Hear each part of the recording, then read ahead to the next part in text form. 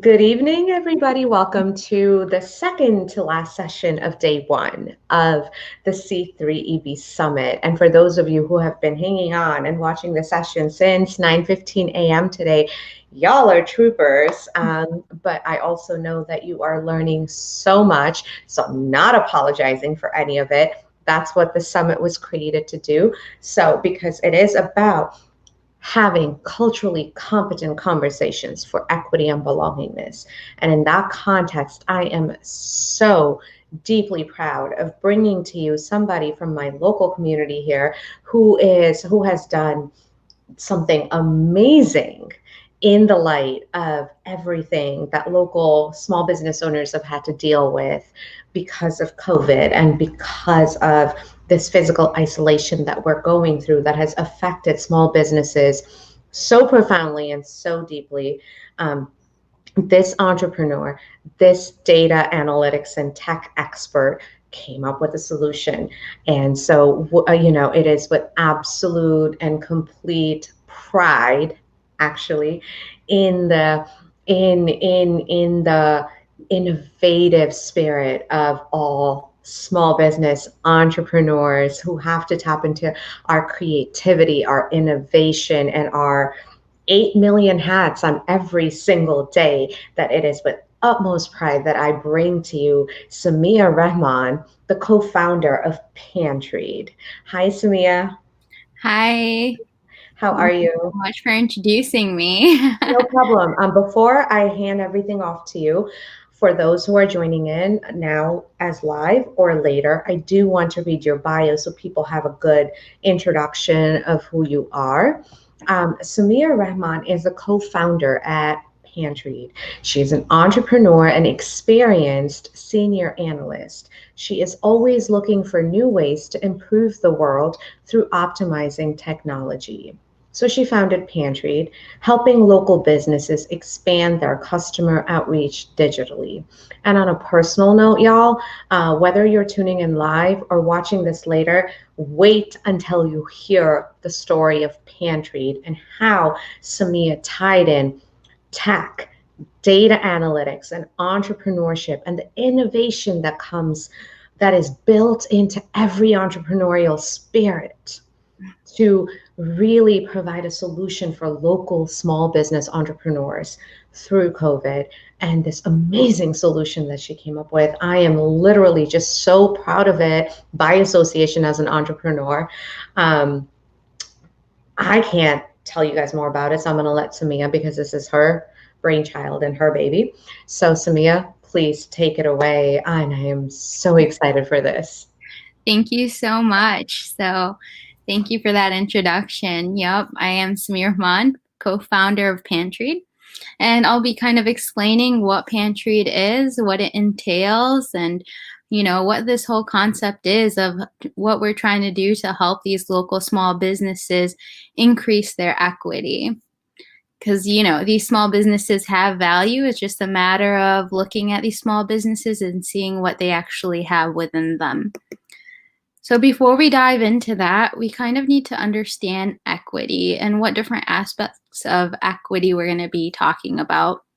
So first and foremost, the typical layer of equity that we see is equity when you think about being fair and impartial. So there's a great description out there or depiction actually of equity, where the difference between it and equality is where equality, you can see that, everyone is given the same sized box, and, people have varying heights. So it doesn't necessarily help them over a fence. But when you think about equity, it really helps these individuals with different heights have the right sized box to be able to see in the same playing field, in a sense. So that's one aspect of equity. And then the other aspect is in terms of equity, the value, and, typically seen as, stockholders and such. But small businesses, you wouldn't necessarily align them in that aspect. But if you think about it, small businesses do have a lot of value, and it's really something we just need to start tapping into. So when we look at equity through this impartial and fair lens, we have to think about small businesses, right? So these small businesses, what is their biggest competition, or what is monopolizing the whole market, the whole industry? And that's really, or, I hate to admit it, Amazon. Even though you get Prime delivery the next day and you can find items available and they have a great sales tax that we don't need to pay. Like, Amazon is extremely convenient. And so that's one of the biggest monopolized industry within, when you're looking to go purchase something at a local business, you'd rather go to Amazon.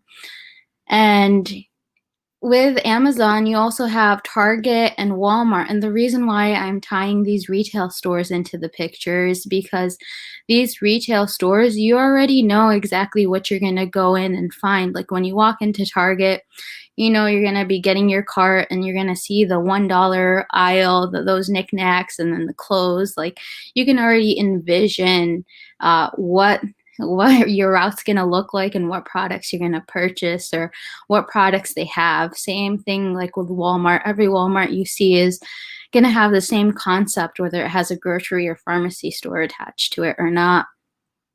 So just knowing that this is available for us, that we've experienced the different Walmarts, the different Targets, and know what to expect. We know Amazon, if we type in an item, we could find it within Amazon and purchase it, and we are able to envision it as a consumer.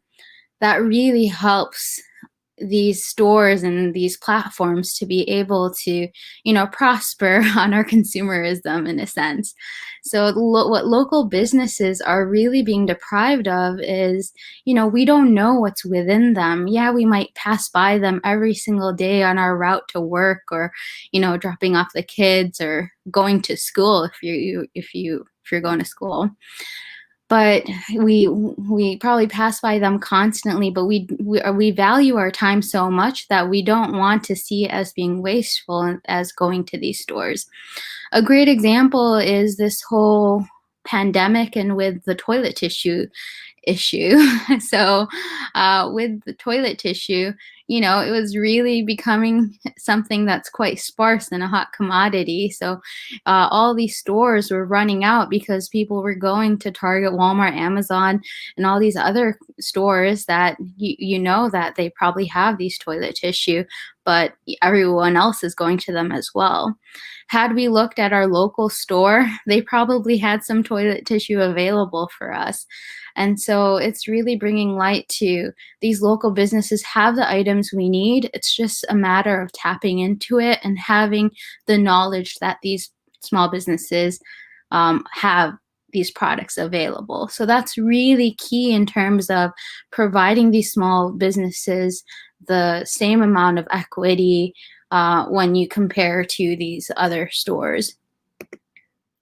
So on the flip side, you also have to think about value and really what's going on with these local businesses. Where do they stand?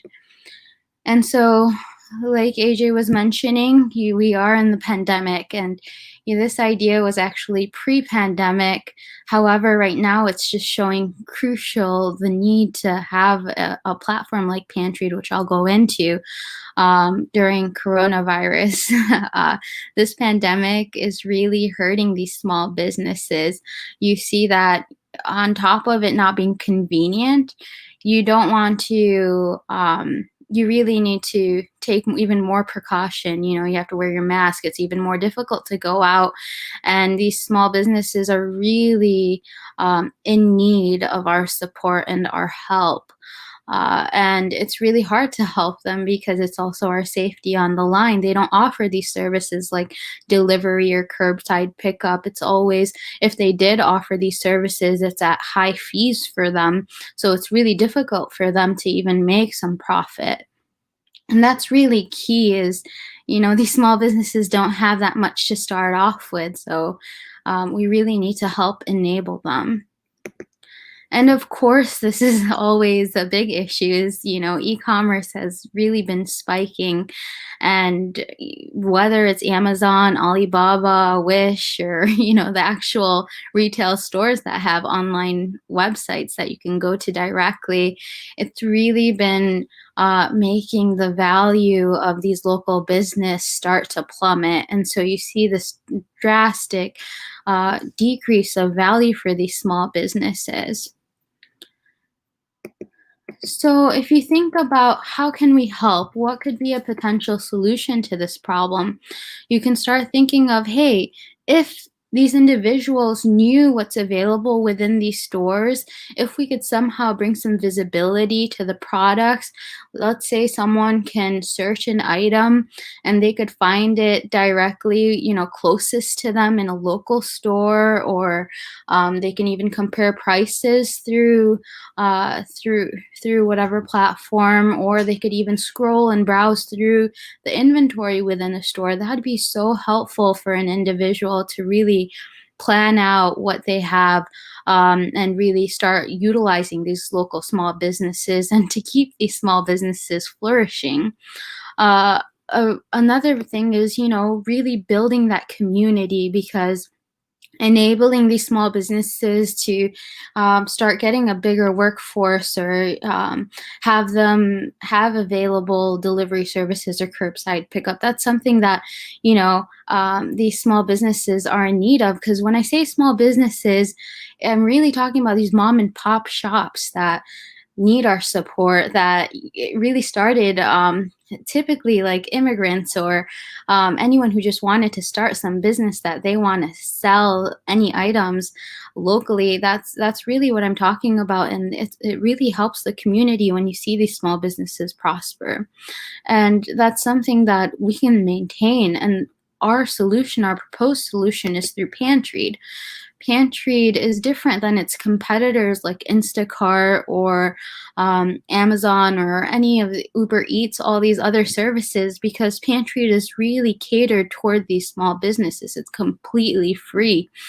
It's just a platform that's really helping these small businesses upload their products really easily, seamlessly, just taking a picture, adding the information, or even scanning the barcode, and having that available on our platform. And that way you can type in different stores, you can type in products, and we even have ways that they can make available for delivery or curbside pickup. So giving these small businesses the options and the opportunities that these other e-commerce stores or these big retail stores have is really evening out that playing field for our small businesses, and really giving them a platform that they need, that can support them technologically, advancing them, and so much more. So where do I stand right now in terms of Pantried? What's going on with Pantried, and why haven't you heard about us since? So let's talk about when you're starting a new entrepreneurship endeavor, you have to kind of figure out what's the right team you're going to be using for this. We actually did try to create something similar to Pantried in 2017. And that was my initial startup. And I was initially trying to start it with some friends. And when you try to start it with some friends, it's really difficult to balance that relationship between personal and work. So it really put a wedge within the startup, because it was hard to go around that circumstance. So I recently, before even the pandemic started, I still had this idea. And the reason the idea initially came up in 2017 was because fidget spinners were the hot commodity of the time in 2017, and I really wanted one. And every time I would go to Meijer or any of these stores like Target or Walmart, I'd look in the toy aisle, and see if they had a fidget spinner, and would be always disappointed because they were selling out like crazy. And I would see other individuals with the fidget spinner. I'd be like, where'd you get that from? And they're like, the gas station. Had I known that, my local gas stations, or even like these small corner stores, had the fidget spinner, I would have definitely gone and gotten one, but I don't want to waste my time trying to look for just a small item like that. Also, if you think about it, a lot of these stores have specialty items or very unique items that can be very beneficial to us. So that's always something that we can start utilizing and have available to us locally. So anyways, I was able to find recently, and towards the end of 2019, I regrouped towards this topic, this whole entrepreneur journey. And I reached out to a few other individuals I had working relationships with, and I knew of their workmanship and their work ethics. So it really helped really start Pantried, and really we've been gaining a lot of momentum, and we were really able to start on a really good start and hopefully a nice long journey. So once the co-founders were established, we started doing some customer research, and this is where we spent a lot of time because, there's so many other apps available. What is special about us? And the real thing that you can do to figure what that solution would be, of course, interviewing the businesses, going in there and trying to figure out, hey, what is your need? Going to mom and pop shops, we visited about and altogether around 40 to 50 small businesses, and asked them really a lot of contextual inquiry about how their current methodology is, what's their current inventory management. And to our shock, it was a lot about writing things down in pen and paper, and that's how they kept track of things. And so we realized that it's surprising that this hasn't been explored yet, and that this is a great opportunity for us to help the community, help these small businesses. It would be very simple, very easy for these businesses to make their product gain some more customers and expand their customer reach. So we spent a lot of time on that, and we pivoted initially because we're like, oh, we'd be an awesome inventory management system along with other specifications, but we really narrowed it down to really being user friendly for our businesses, and really being sure that we can help other consumers who are going to be purchasing items from these businesses be able to find products from the businesses. And so we started putting together a list of features, and we went through a Moscow method to really figure out what those key features would be that we'd initially start piloting or prototyping. So we did do some low fidelity prototypes and some high fidelity prototypes in terms of the design, and we're constantly trying to tweak that and better it. And along with that, we also needed to figure out the best technological stack to use for this to be able to be scalable, because initially we're thinking we're going to target a small demographic, like maybe within Michigan. We narrowed it down to, and then we also narrowed it down to a city that we have at least 10 to 15 small businesses on our platform. And that's kind of what we've been doing right now, is we're onboarding these businesses in the background before we start launching our beta to individuals. So we're really trying to key in on top of what is our value proposition, how valuable are we going to be to our consumers, and what exactly that would entail. We're also preparing for going to market. We're a little ways away, so we're hoping within the next month or so to be able to launch this for at least the Hamtramck, Detroit area. We're also onboarding some stores in Ann Arbor as well. So we're really looking forward to that, along with developing a profit model, because we do plan on making this a free platform for our businesses, extremely viable, sustainable, maintainable for them. And so what can we do to be profitable. And we have several options, like, using analytics eventually to help these businesses if they want to tap into these additional features, like having more analytics on, hey, this is what customers are really looking for in your area. Maybe these are products you should start keeping in stock on, or these are how many customers are visiting these items, or maybe give discount options and things like that. So there's different ways to really make this profitable from an entrepreneur standpoint. However, our main goal is to really make big improvements to our society and to our community. And so that's something we're really stressing and focusing on our business and our consumers. So that's really key for us. So here's a quick YouTube video that we've created and that hopefully you guys can enjoy watching as well.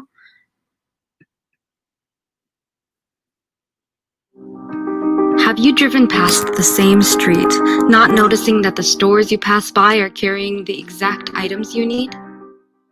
Here at Pantried, we know it can be tough shopping in these smaller stores. Because we are unsure of what we might find, we end up missing out on what they have to offer. Our local businesses are losing customers. From the implementation of social distancing to the growth of e-commerce sites and delivery services that are only catered towards larger retail stores and franchises. With Pantried, local businesses can allow us to find products nearby, search for items that are in stock, view products and services available, even through businesses run from home. Find rare, unique, or specialty products otherwise not found online. Get items ready to be delivered to us, or even received through curbside pickup. Help us help local businesses. Pantried. So that kind of tells you in a nutshell what Pantried is and what we plan on doing. So I would urge you guys to really sign up for Pantried at pantried.com, at least for our beta release, and stay tuned to what we have to offer, because we really want to make changes for our society in a positive way.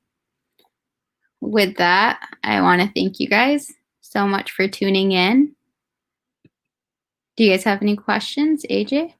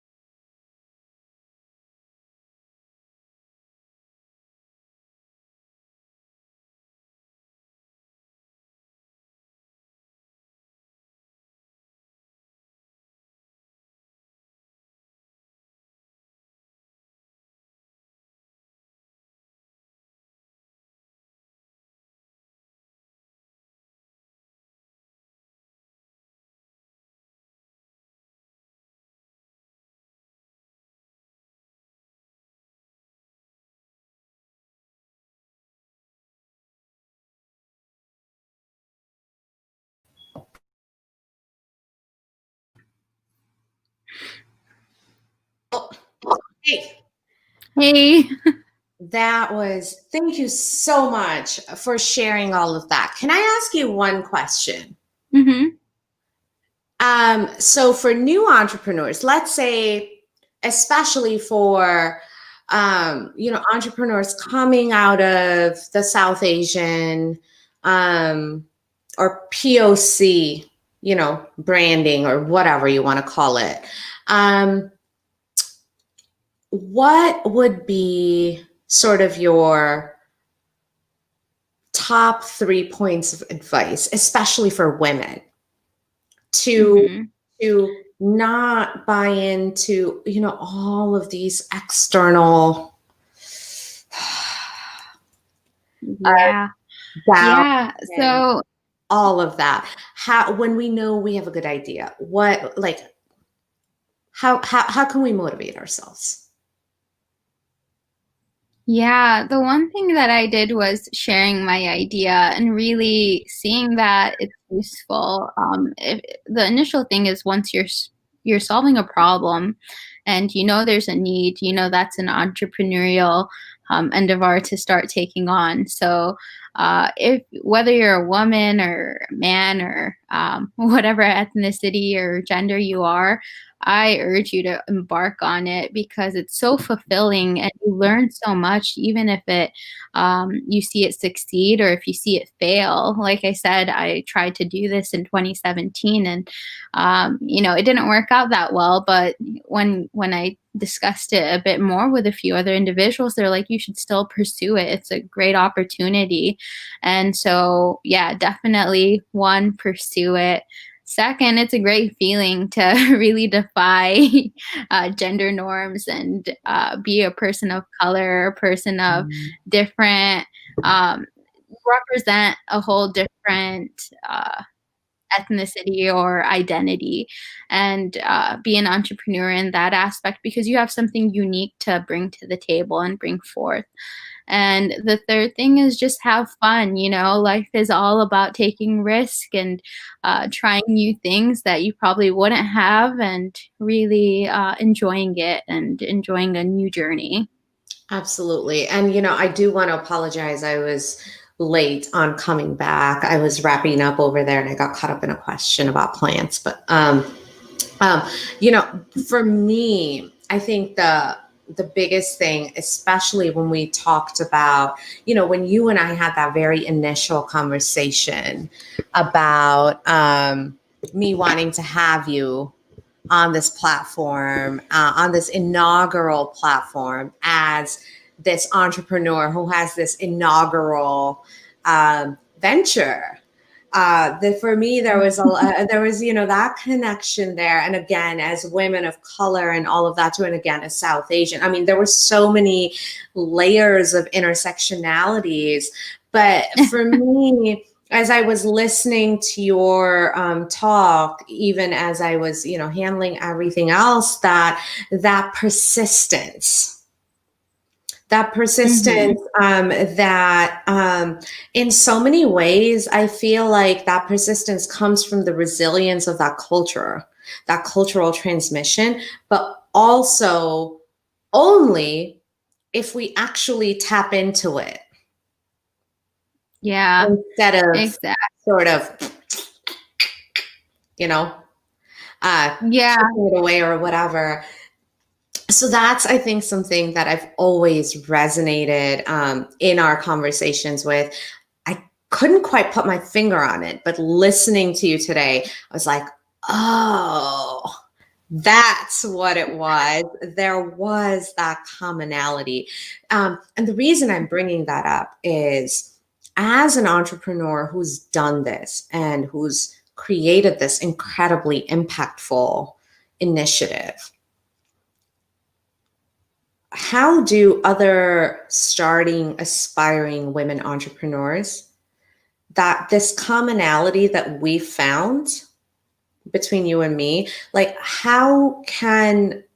what insights can you give that people can sort of start identifying those so that they can start collaborating, so that they can start reaching out, so that they can start building that community? Because you and I both know it's not easy.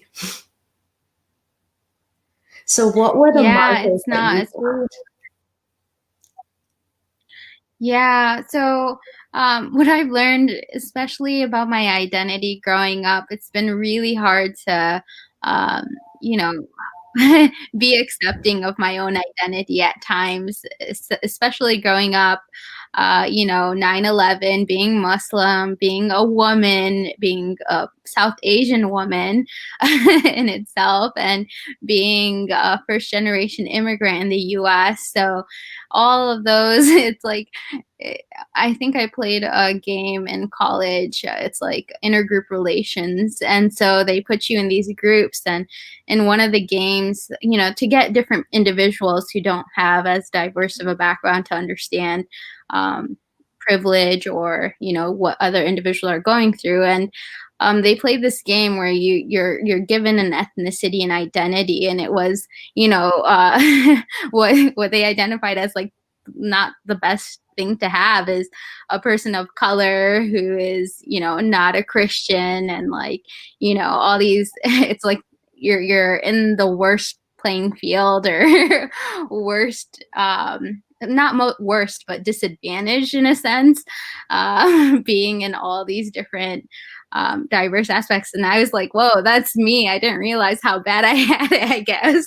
But really just growing up and realizing that regardless what identity you have, like, you're a person at the end of the day, and, be proud of your roots. I really became happy about being a Bangladeshi American when I started finding out the history of Bangladesh, started finding out what our ancestors had to endure, and what the culture, it's so meaningful to have culture in our lives, and to be able to relate to all these different traditions. Along with my child, I have so much to pass down to her as well. And in terms of just being innovative, and it's really hard to find a home, because there's no South Asian communities that are focused on women and entrepreneurship that I know of, at least. And so these are all things that we can actually start developing. Like, these are great ideas that I think that would draw a lot of individuals like myself. So you and I will talk offline about exactly what you said about South Asian entrepreneurs and women.